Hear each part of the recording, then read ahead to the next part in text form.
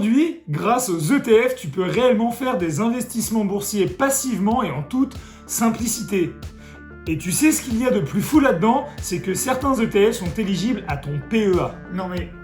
Attends, ça veut dire beaucoup de rentabilité et très peu d'impôts? Exactement, et c'est ce qu'on va voir aujourd'hui à travers mon top 8 des meilleurs ETF éligibles au PEA, à travers 4 stratégies très rentables que tu as simplement besoin de copier si tu veux, bien sûr, avoir beaucoup de rendement sur le long terme. Et en bonus, à la fin de cette vidéo, je vais vous présenter ma stratégie qui m'a permis d'avoir un rendement supérieur à 19% en seulement un an.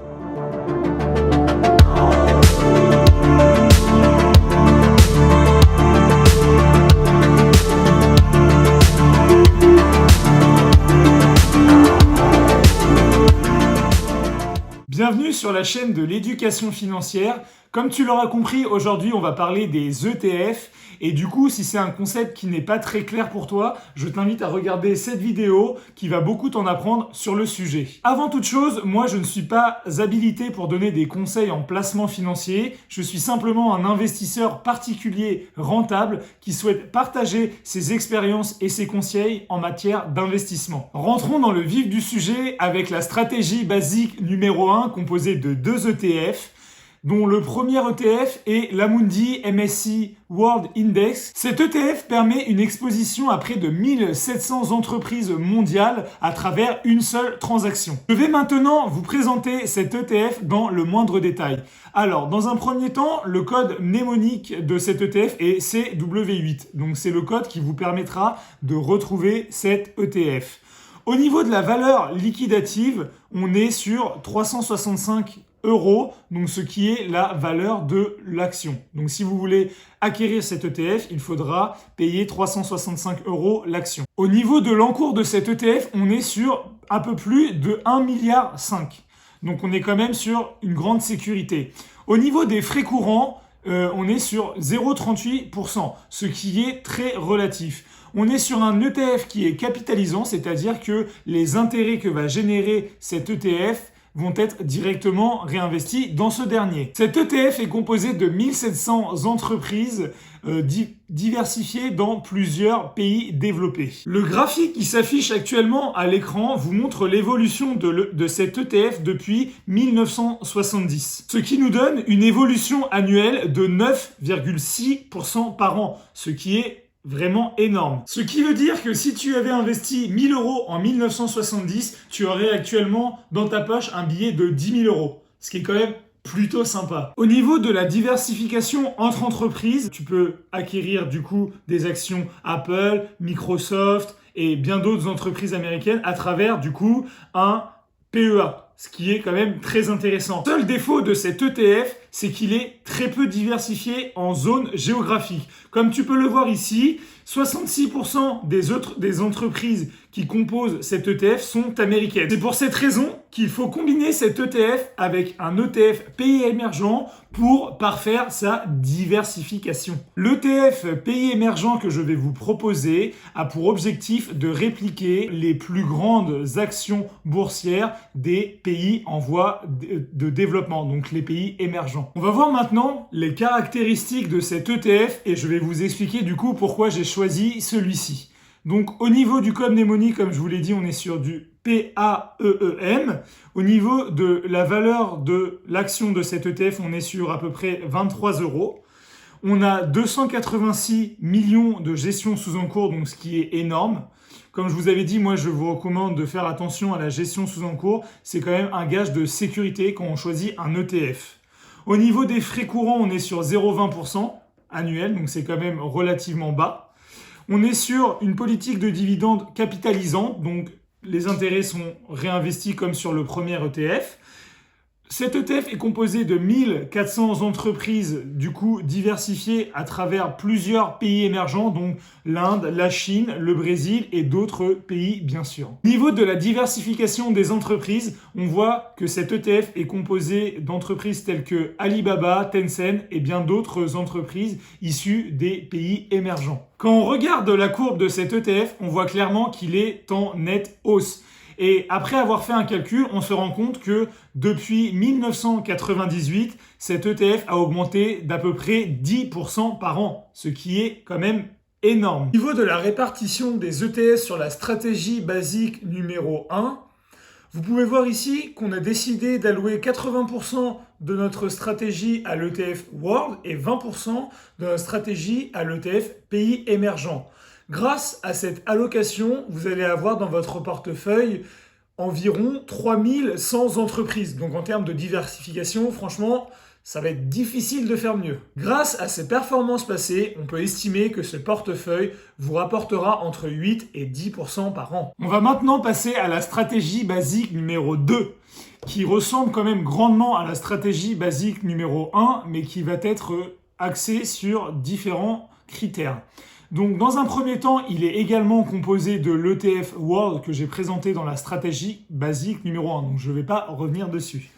Cependant, cette fois, au lieu de le coupler avec un ETF pays émergent, on va le coupler avec un ETF pays asiatique. Ce qui va nous permettre de surpondérer, du coup, les marchés asiatiques, dont notamment la Chine. Cette stratégie sera intéressante pour ceux qui veulent spéculer sur, bien sûr, la croissance de la Chine et d'autres pays asiatiques. Je vais maintenant vous présenter, du coup, les caractéristiques de cet ETF. Donc, au niveau de son code mnémonique, on est sur PAASI. La valeur liquidative de l'ETF est de 24,70 €. On a une gestion sous encours de 444 millions d'euros, donc on est largement sécurisé. Des frais sous gestion de 0,20% comme l'ETF pays émergent. On est sur une politique des dividendes capitalisantes et cet ETF est encore une fois composé de 1400 entreprises, mais cette fois exclusivement issues des pays asiatiques. Au niveau de la diversification, vous pouvez voir ici les entreprises qui composent cet ETF. Au niveau de la répartition sectorielle, on voit également qu'il est assez diversifié. En ce qui concerne la diversification géographique, on voit que cet ETF est grandement composé d'entreprises chinoises. Mais du coup, ça fait partie de votre stratégie si vous souhaitez copier la stratégie basique numéro 2. Quand on regarde le graphique, on voit que la performance de cet ETF est en moyenne de 9% par an. Concernant la stratégie basique numéro 2, on voit que sa répartition est similaire à celle de la stratégie basique numéro 1. Vous allez simplement remplacer l'ETF pays émergent par un ETF pays asiatique. Encore une fois, grâce aux performances passées, on peut estimer que cette stratégie vous rapportera entre 8 et 10% par an. C'en est fini des stratégies basiques, maintenant on va passer aux stratégies avancées. Et ces stratégies avancées vous permettent de prétendre à plus de rendement annuel. Mais attention, qui dit plus de rendement dit également plus de risques. La troisième stratégie est la stratégie avancée numéro 1. Elle est composée de 4 ETF que je vais vous présenter tout de suite. Le premier ETF qui compose la stratégie avancée numéro 1 est l'ETF USA. Et il est composé, comme vous l'aurez compris, exclusivement d'entreprises américaines. Cet ETF a pour objectif de répliquer les 600 plus grandes valeurs boursières américaines. Et ceci en une seule transaction. Je vais maintenant vous présenter cet ETF USA. Son code mnémonique est CU2. La valeur liquidative de l'action est de 436 €. Nous sommes ici sur un encours sous gestion de 1219 millions d'euros. Donc en termes de sécurité, encore une fois, on est très large. On a des frais courants de 0,28% annuels. Encore une fois, on est sur une politique de dividendes capitalisante, ce qui m'évite de réinvestir mes intérêts car ils sont réinvestis directement. Et ça va me permettre de faire énormément d'économies sur les frais. Et ça va également me permettre de gagner du temps. Au niveau du nombre d'entreprises, on est, comme je vous l'ai dit, sur les 600 plus grandes capitalisations boursières américaines. Au niveau de la zone géographique, bien sûr, on est aux États-Unis. Au niveau de la répartition sectorielle, on peut voir également qu'on est beaucoup exposé aux valeurs technologiques. Mais ce qui est assez logique, quand on regarde les actions qui composent cet ETF, on retrouve Apple, Microsoft et bien d'autres entreprises. La performance de cet ETF est de 280% en 10 ans. Ce qui est quand même énorme.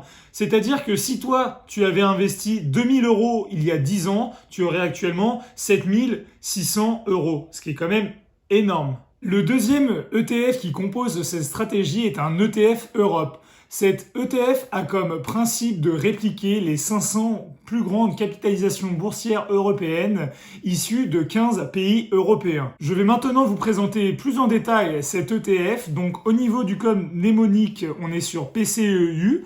C'est ce qui va vous permettre de le retrouver. Au niveau de la valeur de l'action, on est sur 23,53 €. Une gestion sous encours de 160 millions d'euros, donc encore une fois très large. Les frais de courant sont de 0,15%, donc encore une fois c'est très peu et c'est un des ETF les moins chers en termes de frais. La politique de dividende, encore une fois, elle est capitalisante car moi, c'est ma stratégie, mais vous pouvez également trouver des ETF qui sont non capitalisants. Et si vous voulez jouer l'effet composé, c'est vraiment pas ce que je vous conseille. Au niveau des entreprises, on est sur 500 entreprises et au niveau de la zone géographique, on est sur 15 pays européens. En ce qui concerne la diversification en termes d'entreprises, vous pouvez voir qu'elle est composée, par exemple, d'entreprises comme Nestlé, Total et bien d'autres entreprises européennes.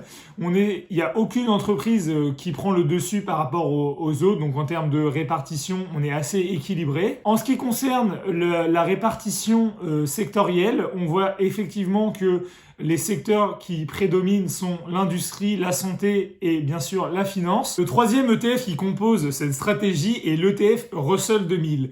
Comme vous l'aurez compris, cet ETF a pour objectif de répliquer l'indice Russell 2000, donc l'indice américain. Cet ETF va vous permettre de vous exposer à 2000 des plus grandes small caps américaines. Donc vous allez jouer sur des valeurs de croissance. Je vais maintenant vous présenter les caractéristiques de cet ETF. Donc au niveau du code mnémonique, on est sur RS2K, une valeur liquidative de 262 €, une gestion sous encours de 284 millions d'euros.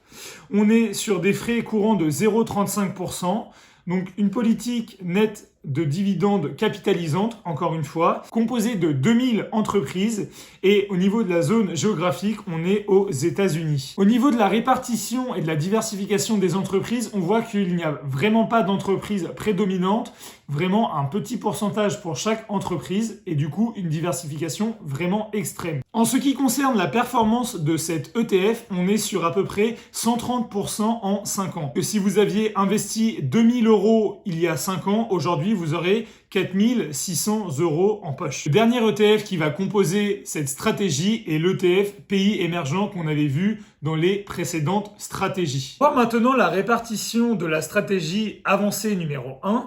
On peut voir qu'il y a 40% de l'allocation qui concerne l'ETF USA, 30% concernant l'ETF Europe, 20% concernant l'ETF pays émergents et 10% pour l'ETF Russell 2000. Grâce aux performances passées de ces différents ETF, on peut en théorie et en moyenne espérer une rentabilité annuelle entre 9 et 12%. On va passer maintenant à la stratégie avancée numéro 2. Le premier ETF qui va composer la stratégie numéro 2 est un ETF S&P 500. Cet ETF va répliquer bien sûr les 500 plus grandes capitalisations boursières américaines et notamment l'indice S&P 500. Alors, quelles sont les caractéristiques de cet ETF? Donc, on voit que le code mnémonique est PE500.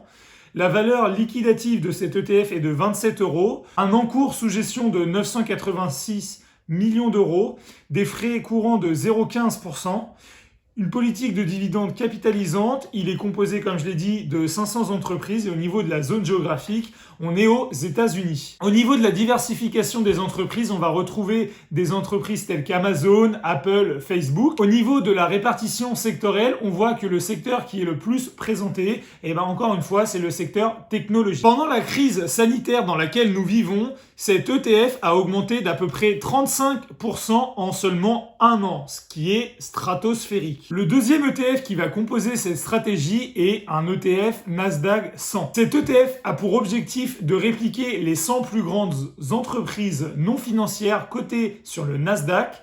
Et comme vous l'aurez compris, le but d'ajouter cet ETF dans cette stratégie est de surpondérer les entreprises technologiques. On va voir maintenant quelles sont les caractéristiques de cet ETF. Donc on voit tout d'abord ici que son code mnémonique est PANX.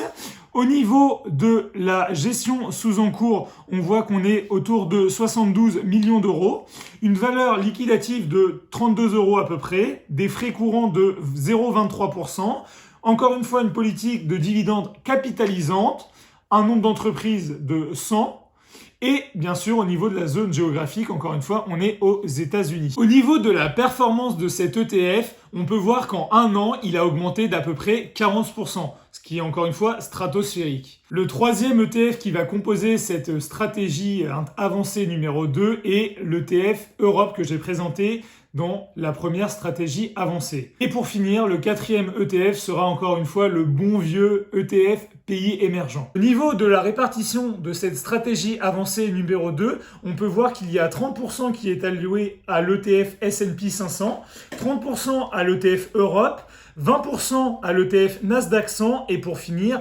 20% à l'ETF pays émergents. Si vous pensez que les valeurs technologiques vont encore surperformer le marché, c'est clairement le portefeuille idéal. Grâce aux performances passées de ces différents ETF, vous pouvez prétendre en théorie à une rentabilité allant de 9 à 12% par an. Concernant ma stratégie personnelle, j'ai sans surprise décidé d'appliquer la stratégie avancée numéro 2, celle qui est composée de l'ETF S&P 500, l'ETF Nasdaq 100, l'ETF Europe et l'ETF pays émergents. Et comme tu peux le voir ici, j'ai réussi à avoir un rendement supérieur à 19% en à peine un an. Pour investir sur cette stratégie, j'ai investi en une seule fois, mais vous pouvez très bien utiliser d'autres stratégies d'investissement sur votre portefeuille d'ETF, c'est-à-dire faire un versement mensuel, trimestriel ou, comme moi je l'ai fait, annuel. Maintenant que vous avez en tête ces 4 stratégies différentes, il vous suffit d'en choisir une. Alors comment choisir la stratégie qui vous est le plus adaptée? Ce qui est intéressant avec les stratégies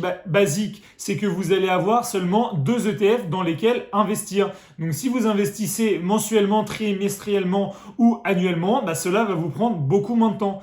Mais vous allez pouvoir prétendre à un rendement inférieur aux stratégies avancées.